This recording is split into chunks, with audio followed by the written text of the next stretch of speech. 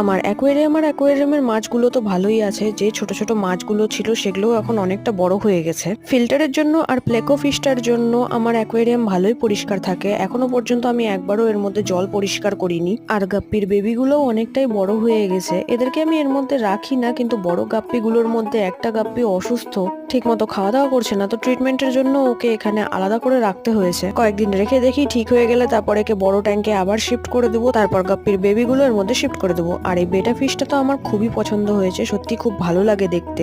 একটা লম্বা স্ট্রাগলের পর জীবনের এই ছোট ছোট ইচ্ছেগুলো আমি পূরণ করতে পারছি। কিছু কালেকশনের শখ আছে আমার, যেটা কিছুটা পূরণ হলে আমি দেখাবো, কিন্তু আপাতত এই টেস্ট রিপোর্টস গুলো দেখে আমার মাথা খারাপ হয়ে যাচ্ছে।